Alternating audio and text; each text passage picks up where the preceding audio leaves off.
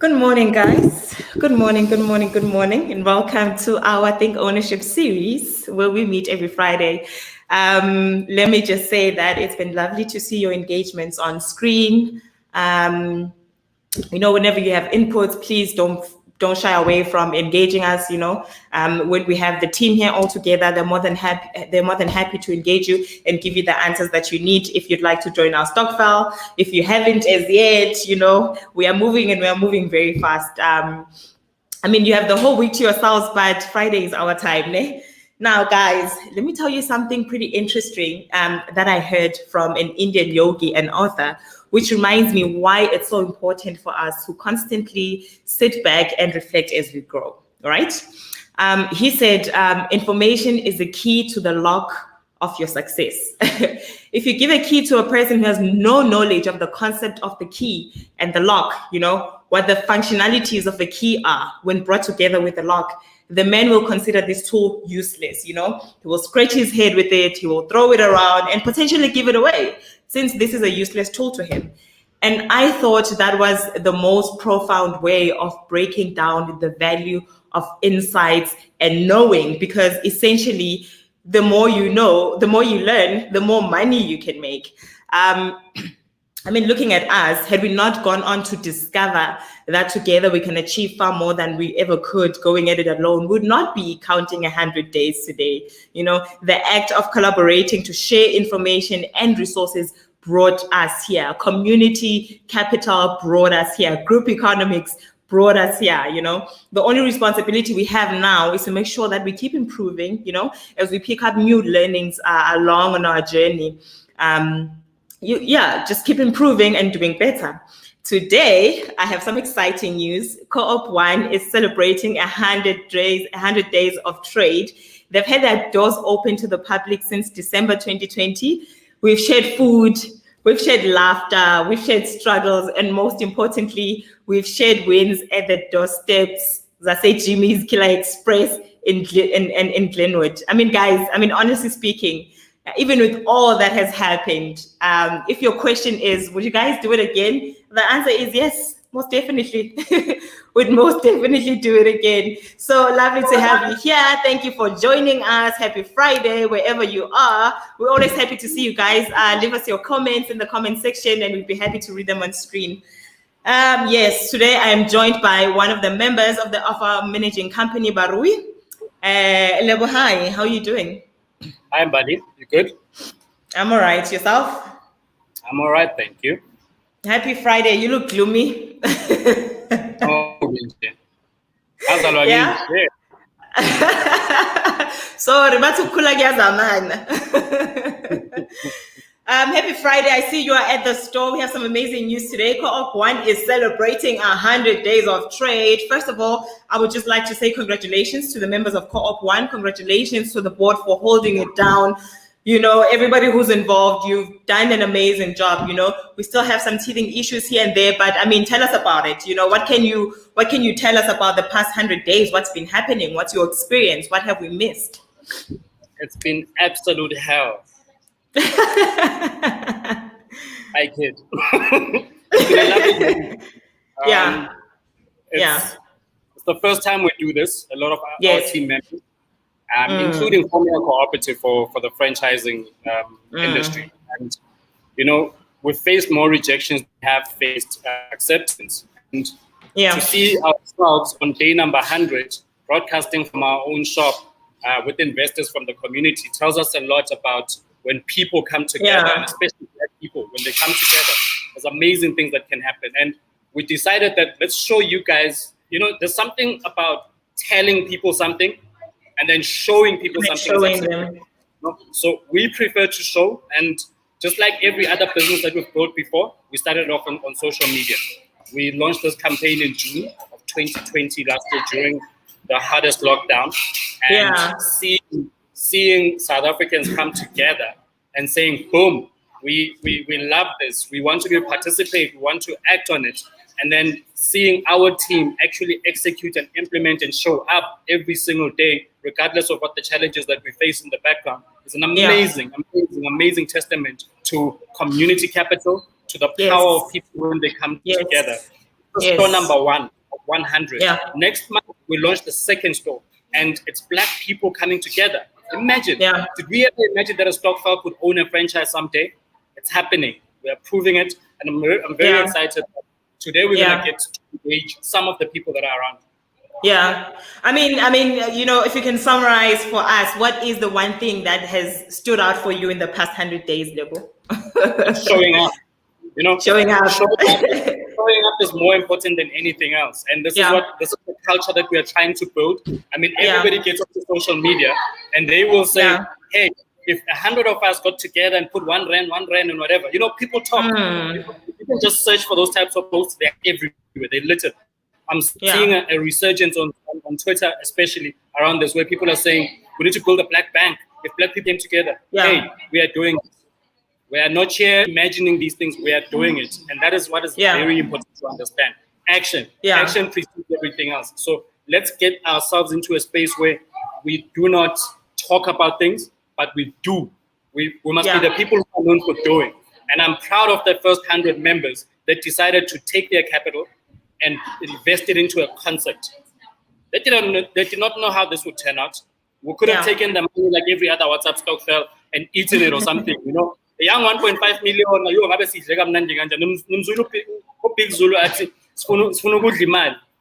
you know. So we did not do that. We decided to show up. And this is it. It's not just us. It's not just the faces of this movement that are showing up. It is every person who decided to contribute 15,500 rand and said, I want to contribute in an impactful, meaningful, and sustainable way to the economy of this country. And this is just the beginning. Yeah.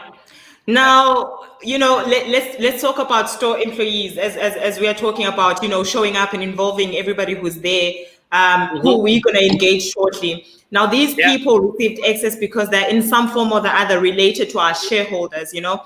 And in the past, we looked at worker-owned co-ops and how effective they are in creating and sustaining employment and investments, you know, and interconnected markets, because we're all from different backgrounds. Are we looking at enabling store employees to leverage the investment opportunities that are available for them as they are waiting for, you know, a co-op-owned store? Yeah, the ultimate dream. When we say think ownership, we do not want to see ourselves making that a talk. We want to find ourselves in a position where that is an active, a way of doing. Like when they say work is love made visible, it's about work. It's about the doing, you know. I'm trying to summarize this into words and I get overcome by emotions, because if we can get even just one employee understanding what the concept of think ownership means for themselves, for us, for themselves, then we are gone. Because if we can make this the production factory for ownership, for people to think differently about taking ownership in their jobs, about investing some of their capital back into the business as employees, where they're saying, look, I also want to participate in this Stokvel. I also want to own a share of this business that I work for. Then we're going to see magic, because we've proven this in when we're doing research across the world in communities where cooperatives own or worker-owned companies. Like productivity is always up, sustainability is always consistent. Why? Because you know to show up. Nobody is cracking the whip on you and saying, why are you not doing this? But it's about people first understanding that we are building this as a generational, impactful business that must not just be for them, but it must benefit their kids and their kids' kids. 100 years ago, some of the biggest companies that we see today were formed in this way. And we've had this opportunity as Black people to participate meaningfully, but there's this self-doubt that keeps happening. And I think we are starting to show, I mean, it's been a movement that's been happening for a couple of years. We're starting to see people show up in a really meaningful way. And this is it. You know, this is a testament. This is a physical testament of something that did not exist in June of 2020. Today, we are 100 days into trade. You know, with the study that was done last year looking at SMMEs, I'll reference, I just can't remember who it was. They said over 50,000 SMMEs were set, you know, to, you know, shut down, and, you know, different sectors in there. And I mean, looking at the restaurant industry specifically, it's no secret that restaurant took a hard knock, you know, shortly after the regulations were imposed. But the franchises that were able to weather the 2020s challenges were those with strong relationships, strong relationships with their banks, with their landlords, and franchisors. The importance of these networks of support. We are seeing them continue into 2021, and those are the businesses that weathered the storm, are the businesses who solidified those relationships in order for them to continue whatever the economic outlook. Is collaboration the true enabler in doing business the African way? I mean, we've done it with 100 people, there's 100 people more, and we're still going to have 100 more people. Is really collaboration the true enabler that we should be looking at doing a business going forward? Absolutely. I'm a firm believer, because we started that in 2012 through collaboration. We had a couple of startups that would come together and contribute to the collective. Somebody would show up and say, I've got a camera, so I can take pictures of this event. Another one would say, I've got sound, so we're going to make sure that we are audible as people are networking and stuff. Somebody else would say, look, I can MC. I've got the capabilities to MC, and I've been doing this for a while, so can I contribute with that? Somebody would say, I'm great with social media. And what we see today, 8 years later, as that is something that has spawned across the African continent, that has seen itself even in the UK, and in Australia. It's got even into Israel. This was built on the back of collaboration. And then if we were to now look further, we look at the People's Fund. The People's Fund, we started it in July of 2017. We've done over 200 million rand in turnover. It's built by 4 companies that came together because they had different strengths. And now we have 5 shareholders, 5 different companies, and we are growing from strength to strength. Like, we all leveraged each other's strength. Like, that was community, Paybook was digital marketing, Soka Africa was black professionals, who else am I forgetting? Brown Sense. Brown Sense was the black consumer base, that is out there. We bring all of these bases together. Others were bringing capital, others were bringing entrepreneurs who needed the funding, others were bringing, there were all of these different things that were happening, and we are seeing it. Now we are confident that we are building a billion-dollar company that is. We're going to build one of those companies that are going to live throughout history, that is the mission. So us leveraging that, even when we started the People's Stokvel, it's going to be the People's Bank, That was an initiative where a collective came together, got into a room and said, we want to contribute to Klipa Joe collectively, Today, we are over 1,400 members. That's the money that's currently being paid out has gone over 2 million rand, and there's progress. We're seeing something there with this movement, this motion, and we're saying, okay, what else can we do with this concept of collaboration? And here we are. Today we are saying, let's tap into the franchising industry and make sure that Black people are included into this place. And this is it. This is the start. We are learning. There's a lot of learning that's currently going on. There's a lot of mistakes that are happening. There's a lot of firing. There's a lot of fighting. There's chaos in the background, but our job is to show up consistently and to make sure that we strengthen our systems, we strengthen our automation, our processes, so that we can build a 100-strong business and we can build a 100-year-old business. So it's not about first store, it's about store number 100. We are working backwards. We're saying to get to store number 100 successfully, what do we need to do backwards? And we realized you can't keep showing up at the store alone or whatever. You need to build a system where other people can participate. Simple. You can't be the one just doing finance. Can you build a finance department? But you're the franchisee. You can't just keep showing up as the operations director. You need to build a unit. So we are learning as we are doing, and we are automating our processes. And I am pretty sure that in the next 6 months, we're going to be a very well-oiled machine, a solid machine that can then start thinking about scaling as we build out most of it. I love it when you talk failures, because I get happy, because then we know what exactly it is that went wrong, so that we can keep moving forward. And guys, magic is bred in chaos, right? Absolutely. Yes. So now let's look at supply development. A few weeks ago, I engaged some of the store suppliers to find out who they were, what their challenges were at the time, what they were supplying at the store. Some of them were new in the game. Some of them had been doing, a bit of this and that. But our challenge with our suppliers and as shareholders was to actually get them to a point where they are producing, standardized work, at a global scale, And I mean, I just want to know how has there been any drastic changes in the way that our suppliers, our SMMEs, are doing business now as compared to 3 months ago when we started? Yeah, it's been so chaotic. Yeah. There's overpricing, there's quality control measures and issues. And this is not to, I'm not outing them, I'm not trying to embarrass them, I'm trying to give you context, right? Yes. And the biggest challenge that any black business owner faces when they're starting out is the fact that they do not have enough capacity, they do not have economies of scale, so they can't leverage pricing with their suppliers, because they are also being supplied by somebody, because they're buying in small quantities, right? So you find, for instance, that the potato price is 40 rand, but our black-owned supplier, who must supply our store from Cooperative, will charge us 60 bucks. So there's a work that we need to do so that we run efficiently, because the game of retail, we are learning every day that it's a game of margins, and it's small margins, and it's a volumes game. So if you charge us too high, we're not making money at all. So our finance department, Tsepo especially, has been working really hard at cutting unnecessary costs. I mean, when we set up, that's the thing about funding.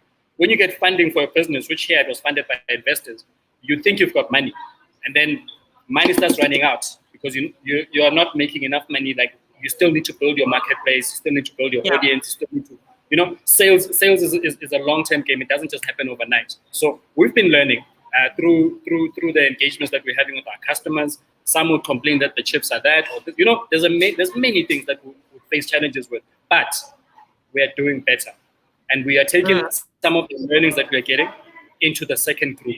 We're going to be implementing some measures a bit differently so that we can be a bit more sustainable as a business. And it's a long game. We put out projections to investors as to how much we'll be making for the first month. Everybody's got a dream. This is why I always tell people, you come and tell us about your idea that somebody's going to steal your idea. Hey, show us the proof. You know what I mean? You can put down a business plan and say your business is going to be making 100,000 rand in the third month, but you're lying. You don't know that. You don't know up until you've tested. And what is your customer creation process? How have you done customer discovery? Like, how are you building your company? There's all of these steps that you still have to go through. As much as we have bought into a franchise, we have to build a market. It doesn't happen automatically. It doesn't happen by magic. We have to build a market, and we have to do it aggressively. And it takes money, it takes patience, it takes time. And that's what we've been learning. We've been learning some really hard lessons with the first store that and we are happy that we're going through this process, because it's refining us, it's making us better people, it's breaking us up. Now we are realizing now, like, okay, every week we've got to be doing promotions. We can't just rely on social media. We've got to get out onto the streets. Our employees, as much as they would say they can't wake up at 7 o'clock to come and distribute flyers, we're like, you might not have a job in 3 months. Never mind 3 months. You might not have a job by month end if your store is not performing. You know what I mean? So everybody's starting to wake up and saying, oh, snap, we need to show up now. We can't show up. We can't relax. And then we are saying the same thing to our shareholders. We say, look, if you're not promoting, if you're not becoming part of the sales story, we're in trouble. Like, everybody has got to contribute their part, because that was the philosophy in the first place. We said we're a black collective that's constantly buying from franchises. How about we buy from our own? How about we buy our own and buy from our own? But what is happening is that we buy our own, as in we buy our own store, but we still continue to buy from wherever we've been buying before. So our habits have not changed. And how do we think it's going to happen magically? It's not investment that makes a business, it's sales. And sales must be driven by the community, because we are the people who said we believe that we can buy from our own stores. And that is the philosophy that we're trying to drive really hard. And we are going to get it right. It takes time for people to adopt new philosophies, new ways of thinking. And as they see successes, as they see this is why it's so important to celebrate milestones. When they see us doing this, when they see that we've gotten to 100 days, it gives them courage. And that collective courage, as it comes together, people are going to start showing up even more. Yeah, I mean, we've spoken about this. We've spoken about, how we can, get our people into the store. But because we're on level 3, we had some challenges. But, finally, the country is open. We've got a bit more opportunity right now. Just maybe you can let us in on how members actually showing up now. Are we seeing like a Saturday get-togethers? Are we open for such things?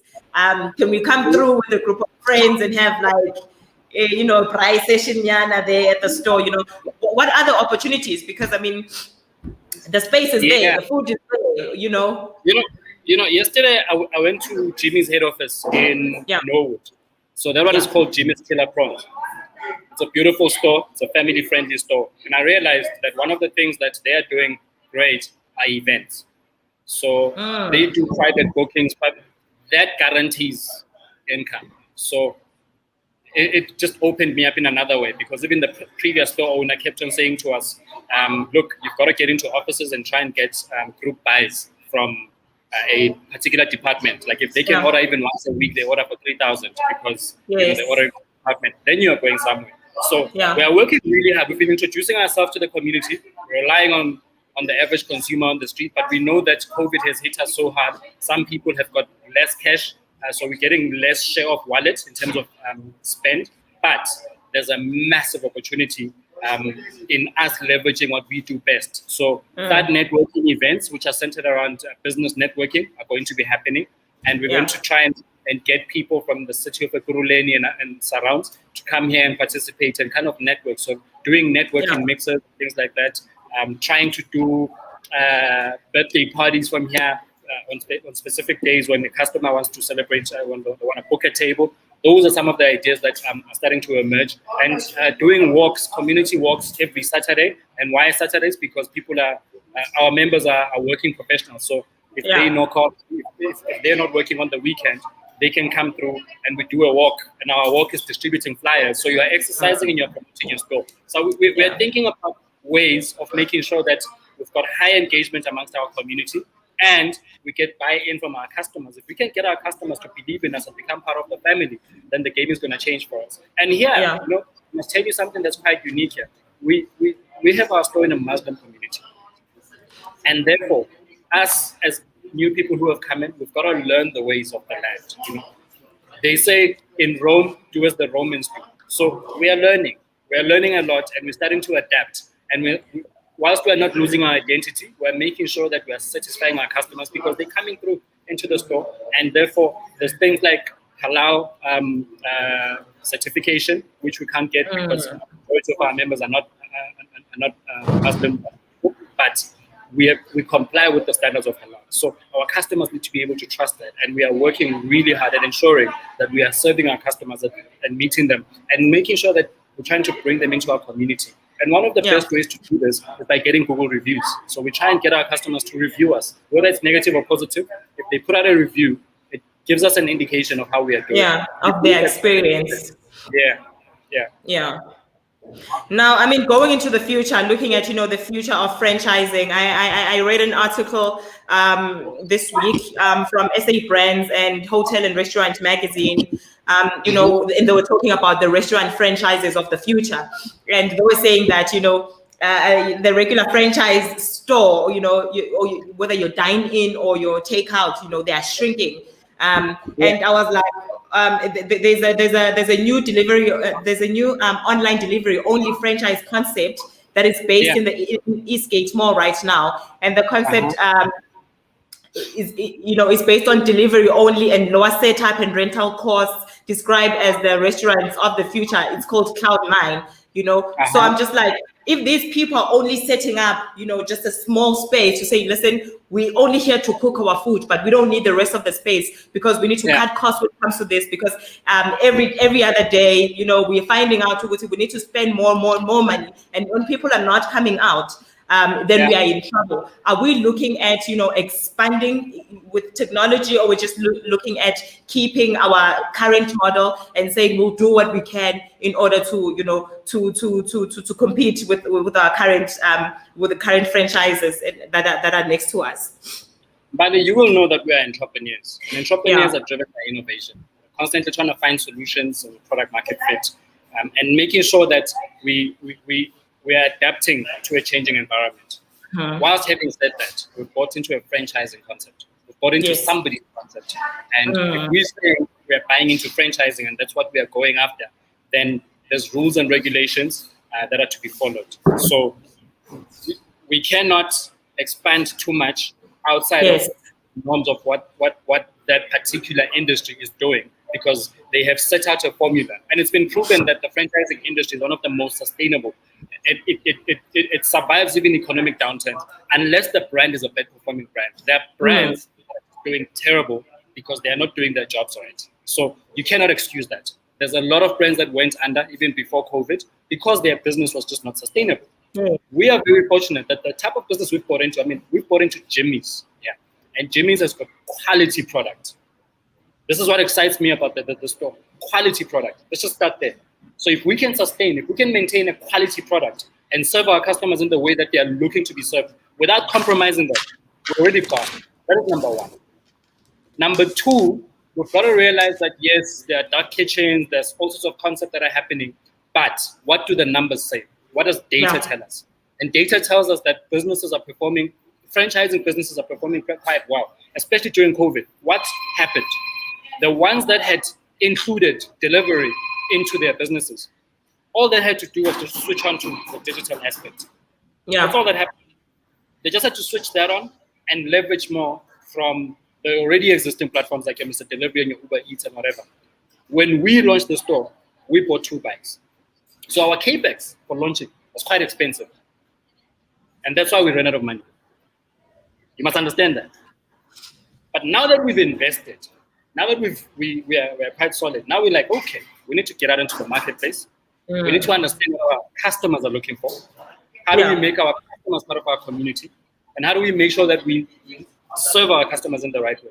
As long as we are doing that, the world does not change as fast as we'd like to believe. The world is quite constant. It moves at a very stable pace. Even with COVID, we tend to think that the world has changed. All that happened is that what we're using, which is the platform like right now, we are on a digital platform where our members are watching from all over the country. But the basic things are still happening the same way. Why? Because people need movement. We've got customers in the store because they are out working and whatever, and then they need to buy food. And they look for the place that serves them, that where they can spend their share of wallet. And we happen to be one of those. So the question is, how do we keep serving them? Are we engaging our customers? Are we asking them if they're happy with us? Are we asking them whether we are doing things the correct way, the way that they like? And as long as we are doing that, they're going to keep coming, they're going to keep growing. And that's what we must obsess over. I obsess over customer development. Everything else does not matter for me. That's true. And what are customers saying? Judging from the Google reviews that we've received so far, in our private chats, what are customers saying and what are our shareholders saying, about our store? Initially, we were criticized for not being halal. And then also quality dropped at some point because, there was a change. it's a new store, it's a new brand. The quality of the food or the quality of the service? No, it's the quality of service. Okay. And there were also shortages in the marketplace. So some of the mainstream suppliers who supply the brand, there were a few quality issues here and there. And we are brand new learners when it comes to this brand. So, when you don't know your way around things, I'll give you a classical case. You and I, we broadcast every Friday. Yeah. Sometimes things go horribly wrong behind the scenes, but we know exactly how to fix it very quickly we don't lose sleep. I can wake up 5 minutes before a broadcast and make it look hot. Why? Because I've got experience in that space. So we are gaining experience in this space. We are learning. We are going through a learning phase. But our customers are starting to love us. And how we have improved it, get onto Google, search for Jimmy's Killer Express Glenwood, and look at the Google reviews. You're going to see that we've got a 4.3 score. And it's going to increase. My obsession, I want to get it to 5. Even when a customer rates us 4 out of 5, I go and ask them. I text them. I'm like, please help us understand why we didn't get a 5-star rating. And if they just give us a 5-star rating without writing a review, we ask them, what did you love about the store? Why did you give us a 5-star review? It's very important to constantly get customer feedback. That's how, that's the obsession. Because if we serve our customers right, they're going to go and tell others. If we serve them wrong, they're going to go and tell the whole world. Big distinction. If we serve them right, they're going to go and tell a few people. It's just the laws of marketing. We serve them wrong. You will find yourself on Instagram, Twitter, and everywhere else trending for all the wrong reasons. So customer service, customer satisfaction, and as long as we continue to do that and we obsess over that, we're going to get it right, guys. Yeah. The more we know, the more we don't know, I'm quite happy that you are at the store today. Maybe we can get a few guys who are in right now, have a chat with them. Can you get us a few faces on screen? Yeah, let's find out who's at the store.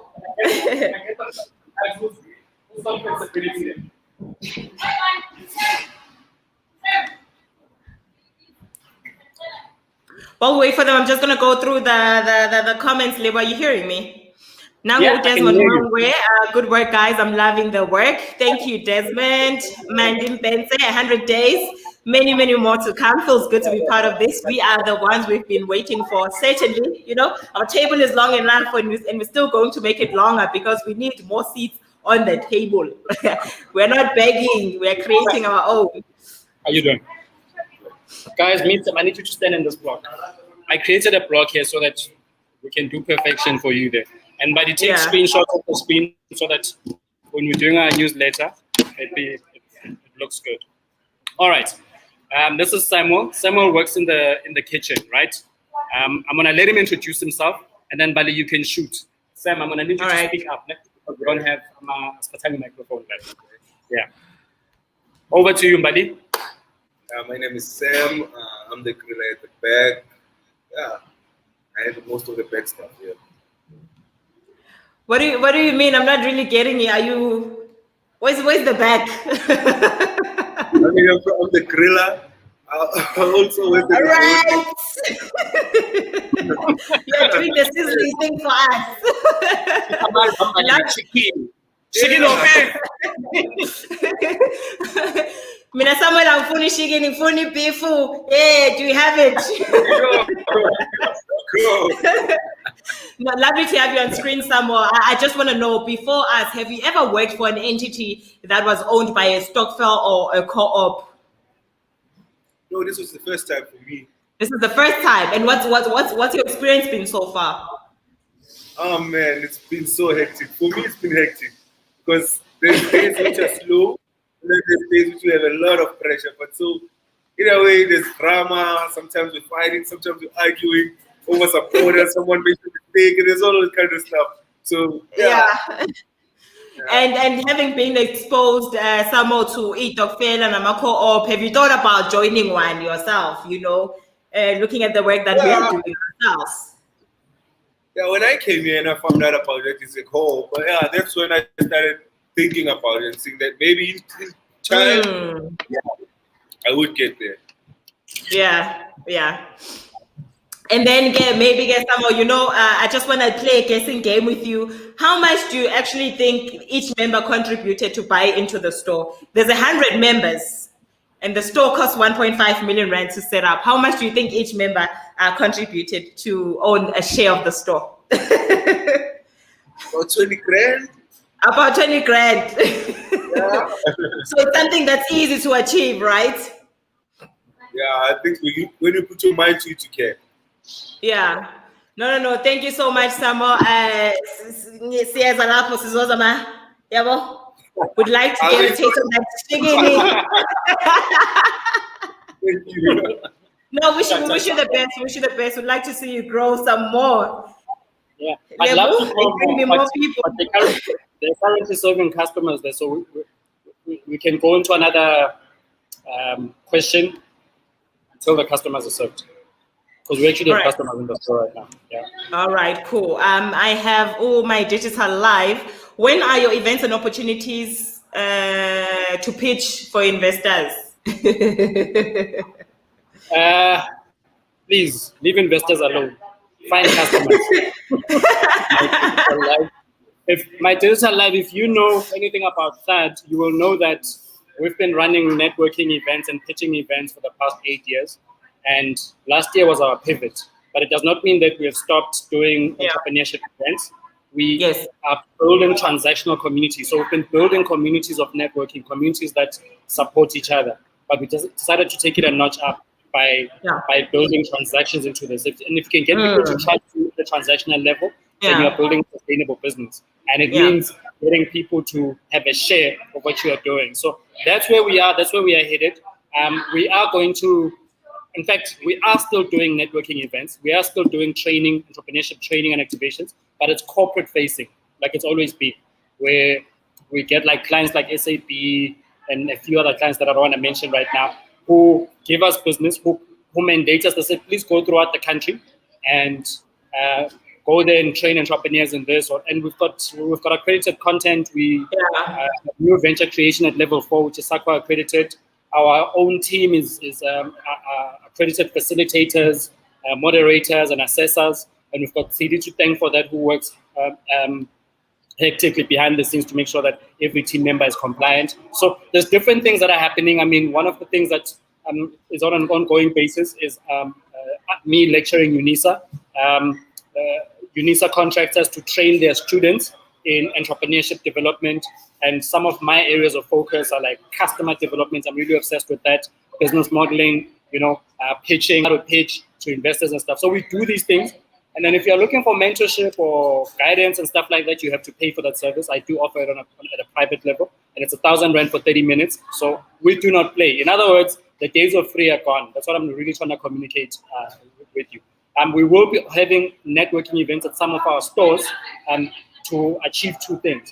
One, to expose a new audience into our stores, as through our business networking events. And then the other is to make sure that you can start networking and accessing some of the people who are relevant to what you're doing here. Yeah. All right, Lebo, I'm just going to cut you a bit there, and then we're going to move on to our newsletter since we are not getting any more faces on screen. Are you still going to get me more people? Yeah, the driver just arrived. I'm going to ask him to come and screen shortly. All right, awesome. Mulerato there was asking if Samuel is the guy behind the tasty chicken. That's the one. Yeah. Samuel is chicken or chicken.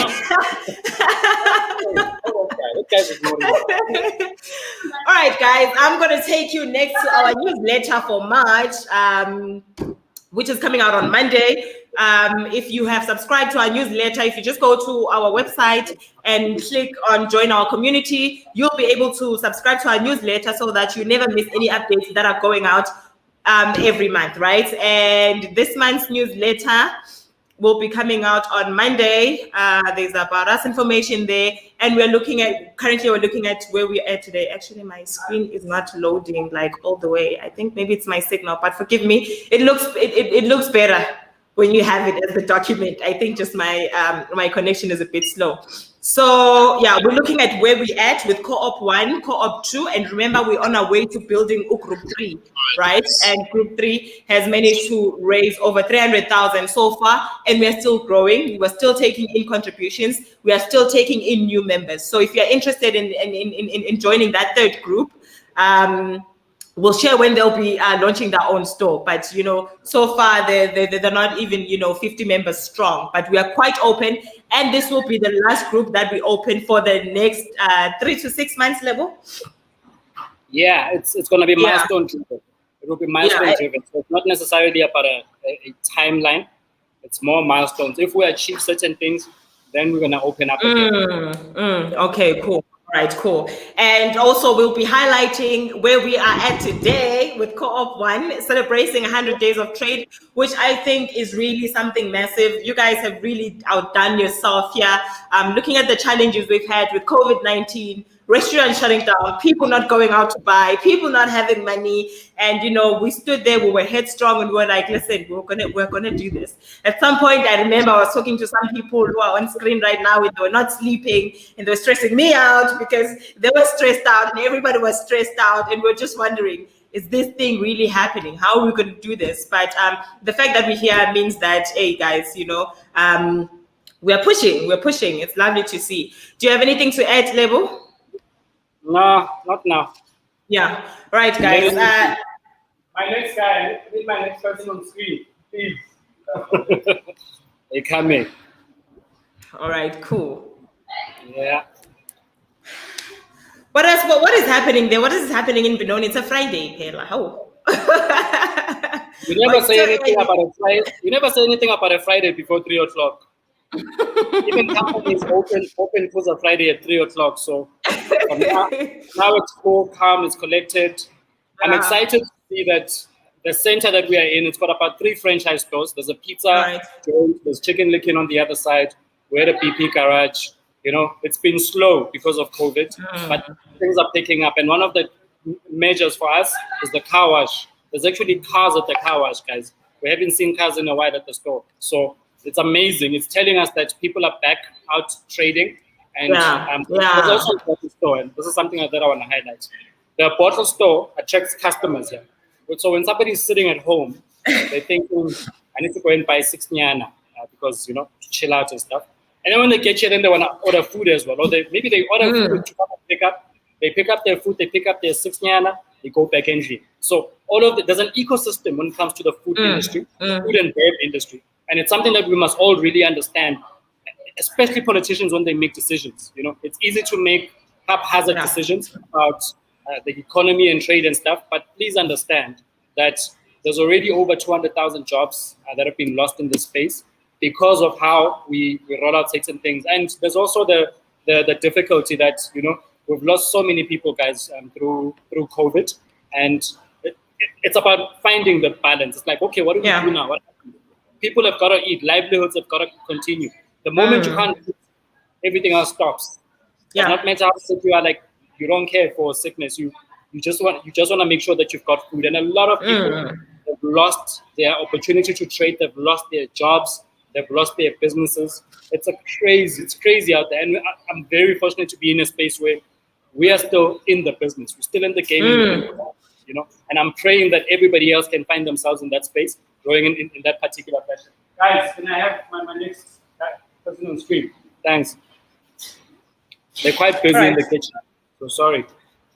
No, it's okay. We forgive you. We're just going to have one more person on screen. We just want to, get their experience. They've been there for the 100 days.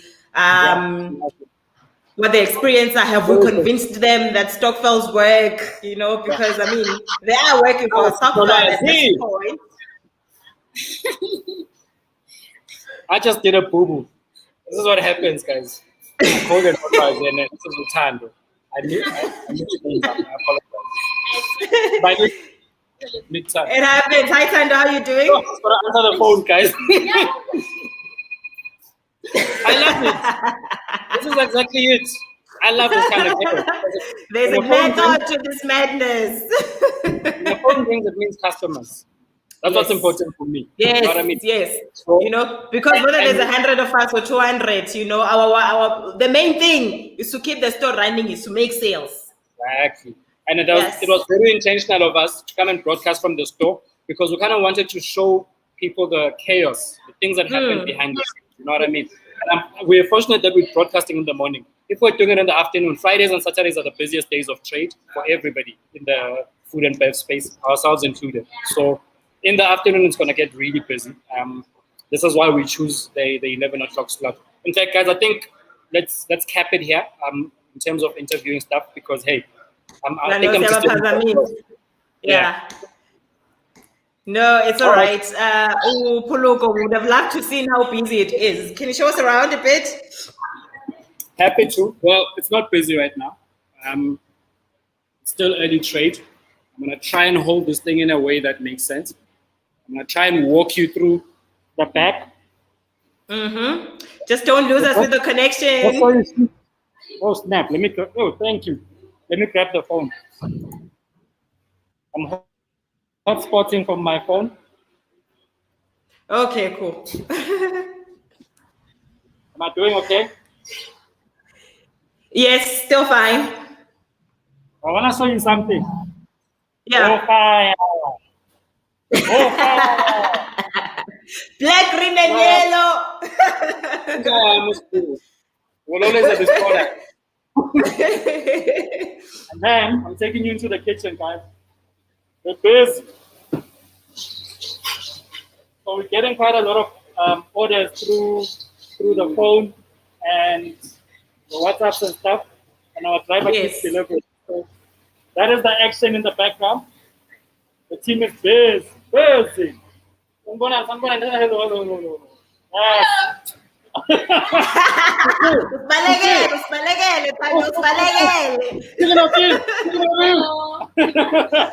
Hey guys, lovely to see you doing the amazing work that you are doing, Siyajabula. You are representing us very well. Someone is our chicken guy.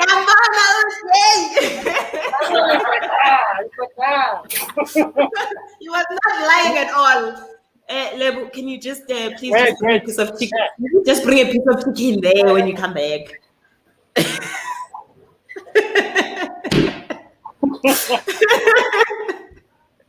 All right. Nakupuluka saying that, all right, cool. Selebuko's passion for customer development is very contagious and inspiring, very much so. You know, he's dealt with entrepreneurs from 8 years ago, you know, putting them on stages, giving them, being the plug, taking them out through developmental stages. Hey, yeah, no. We've seen the amazing work that has done with entrepreneurs, and you know, we love to see it continue, even with our cooperatives. I know a lot of people are thinking that they've stopped the preaching sessions. No, guys, the work is continuing. The work never stops. In our world, the work never stops. And we are busier than ever when it comes to entrepreneurship development. There's something that we must all understand, that has not slowed down. Just because you don't see networking events, it doesn't mean we've slowed down.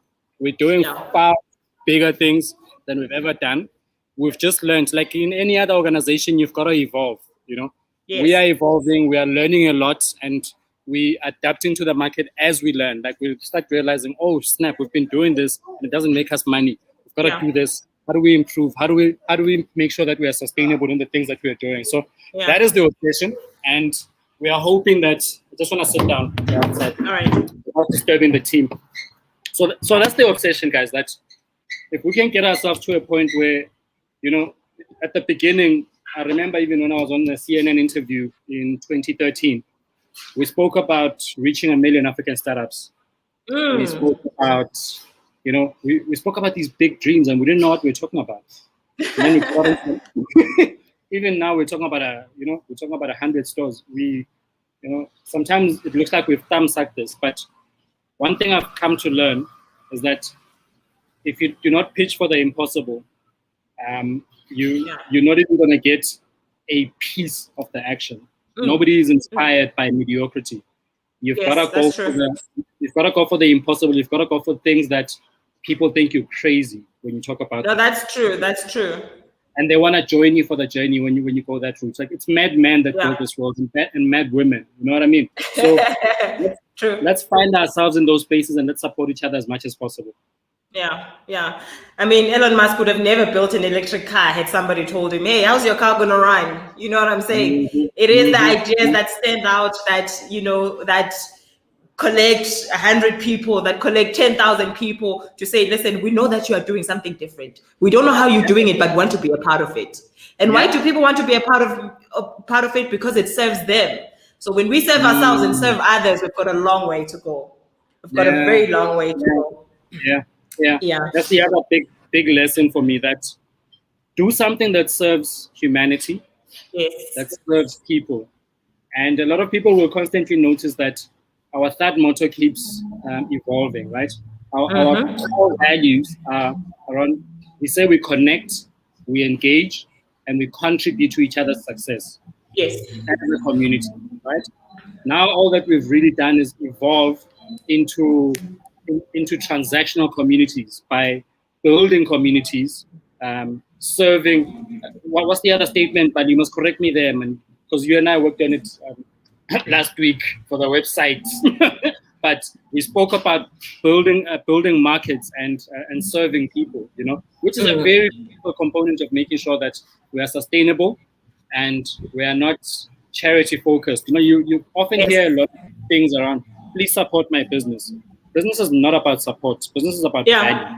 Yes, you can provide correct. real value, you will never run out of customers. And that's what we are trying to do. We're trying to meet the missing middle here, where through what we do, we can create a lot of jobs. Each store as it launches about 10 to 14 jobs. That's a big thing. That's a big thing. Just by 100 people collecting money together, and it means we've solved.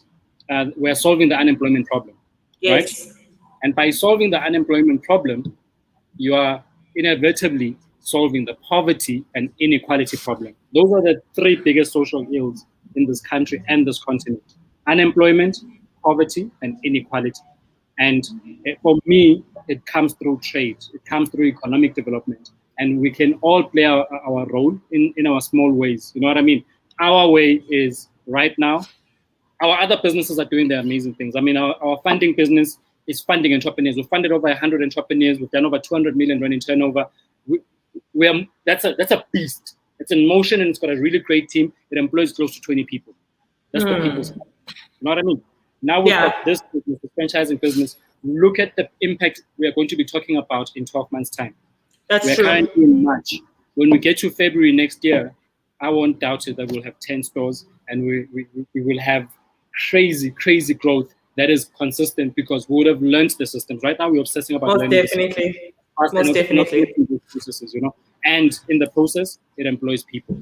And if we can get this right, guys, imagine what else is coming. Right. Let me read just one more comment before we wrap up from Ukabelo. Very important to support Black and local businesses and products. And we found that out during lockdown.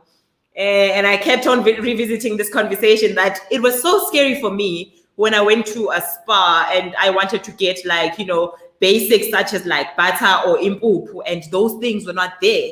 And then it was a matter of like, if we cannot get these basics, then where do we look? Where do we start looking? And then we're like, no, this thing is not localized. How do we then work backwards to say, all right, the people who are supplying impupu, they have to be local people, because then we can help. We can help. If Google see there's a shortage, then we can help and meet them halfway. So really, you know, localizing, grooming budding entrepreneurs, making sure that our suppliers, you know, they have the product, they know what they are talking about, they understand quality, they understand the industries. You know, it's going to help us go a long way. And Ulusi, do you have a team in Durban? Sorry, just before Ulusi, back to Kabelo, back to his statements like Kabelo. Yeah. I always want us to get our philosophy correct. Yes. You know, Kabelo is my homeboy. I know him from way back. I hate the word support.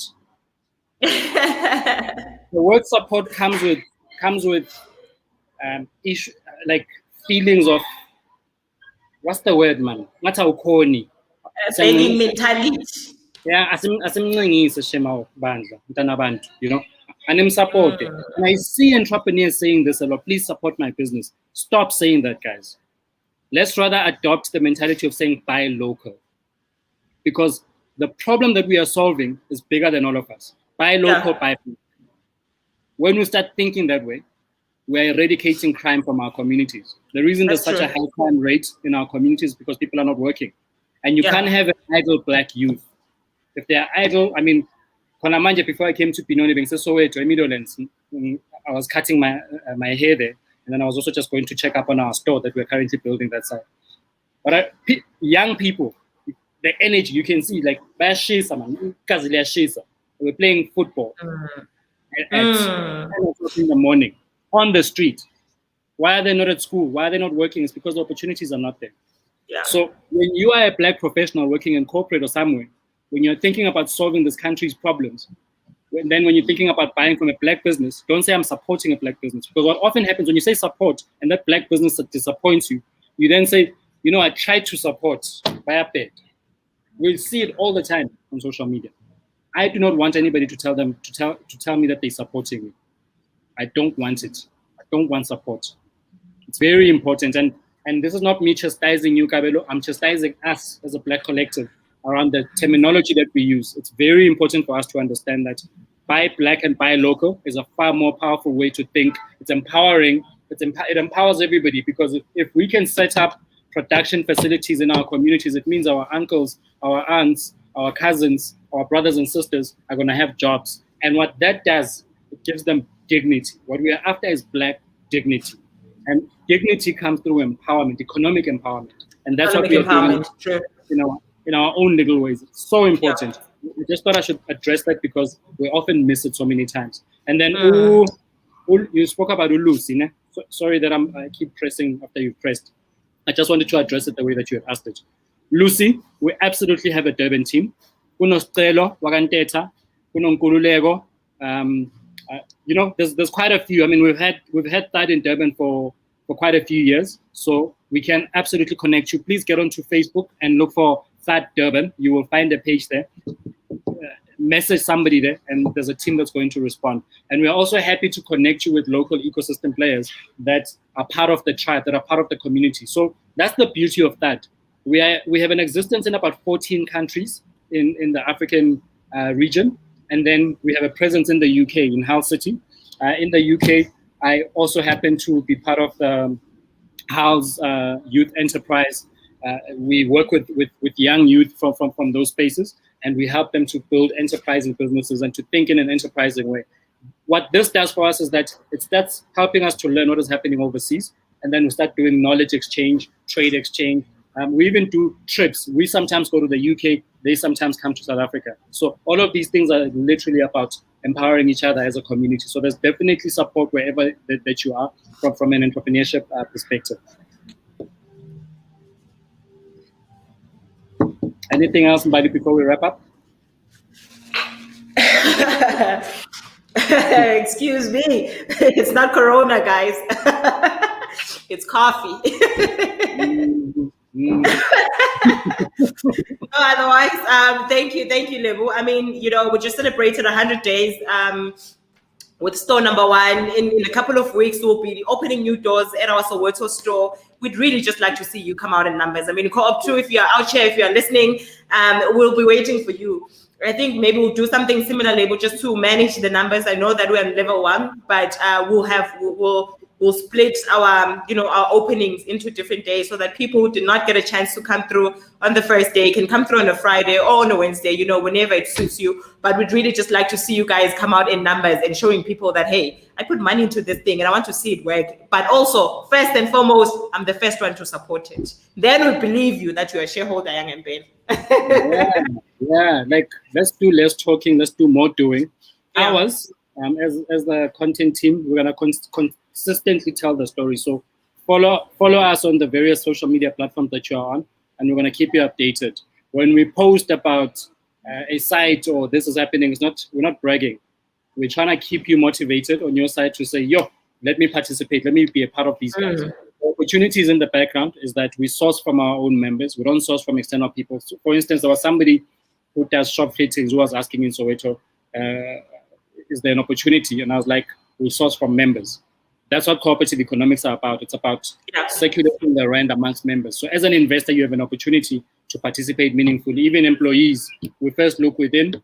When we put out CVs, we don't put them out to the public. We put CVs to our community. They must put up their family members, and people in their proximity who we can interview. That's how we do it. So as we build out our 100 stores, the opportunities are internal. They are within. As we launch in whatever community, we make sure that that community participates. They don't even have to join the Stokvel that owns the store in that community because this is digital. They can own a store in a different city. I mean, we've got members here who are in Dubai, who are in Italy, who are in the UK, who are in Zimbabwe, who are in Mozambique, but they happen to have invested in this. And the time will come when we launch a store wherever they are. And it's about that. It's about us making sure that we're creating our own markets and they're becoming sustainable. And tell somebody about us, guys. Even if you do not have the money right now, tell somebody. And also, Group 3 is still open. We've got about 700,000 rand that we've collected so far. Our target is 1.5 million.